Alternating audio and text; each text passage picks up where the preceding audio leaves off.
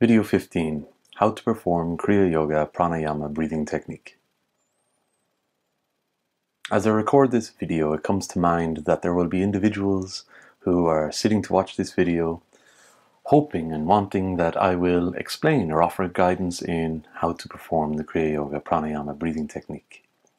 Now, it's not my intention to disappoint, so I'm going to state from the outset that what I'm doing in this video is essentially describing the process and going into detail on how it's actually performed, but without actually giving instruction on how to do it. As has been mentioned in previous videos, when we're performing Kriya Yoga Pranayama breathing technique, we inhale deeply. We inhale rigorously through the nostrils and channel this current of air or this current of prana up through the spinal passageway, up to the higher brain centers. As we're moving the current upwards, we pay particular attention to each of the spinal centers located along the spinal passageway. When the inhalation is complete and we begin the exhalation, we allow the current to descend naturally down through the spinal passageway, once again paying particular attention to each of the spinal centers located along the spinal passageway, until the exhalation is complete and our attention is once again located at the base of the spine. And that's it. And one round of Kriya Yoga Pranayama breathing can take varying lengths of time depending on how experienced we are with the technique. There can be an interval which occurs between the inhalation and the exhalation, and once again between the exhalation and inhalation. And again, this can depend on our experience with the technique. The purpose of the technique, apart from helping to rejuvenate and revitalize and refine our bodies, is also to establish a state of mental clarity, and one where we're able to experience more refined states of conscious awareness. But to perform the technique effectively, we do already need to be focused and alert and attentive. We need to be fully engaged in the process to ensure that we're doing it effectively. Now, different teachers offer instruction in Kriya Yoga Pranayama breathing technique at different phases. How instruction in the technique is offered can depend on the organization or on the teacher that is offering it.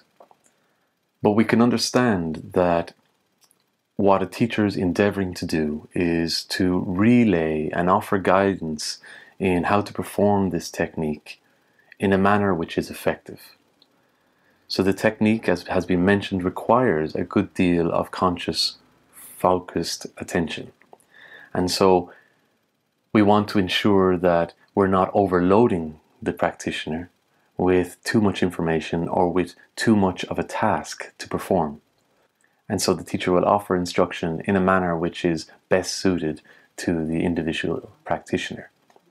Now, there are also what are referred to as the second Kriya or the third Kriya or the fourth Kriya, or depending on the organization or the teacher, the fifth Kriya, the sixth Kriya.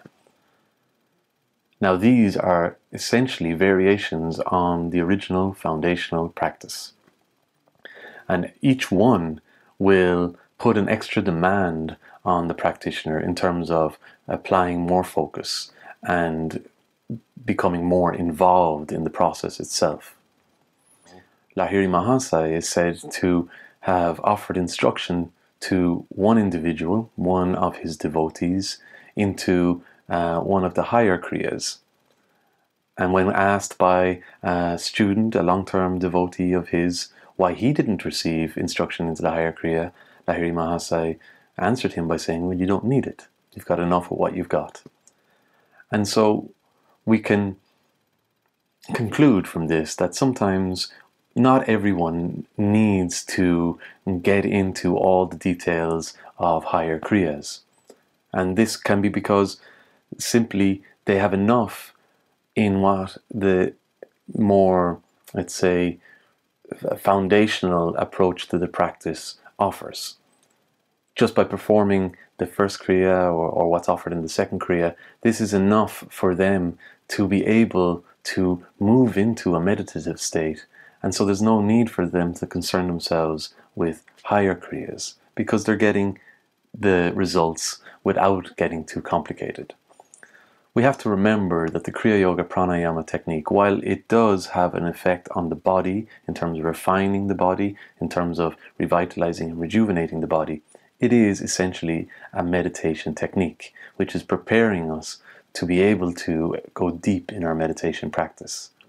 If we're so involved in performing the techniques and overly focused in perfecting them, then we're not actually focused on the goal, which is to experience meditation. We're missing the point that it's through the practice of meditation that we purify our minds and that we're able to experience greater depth, and providing ourselves with a space to contemplate the essence of our being.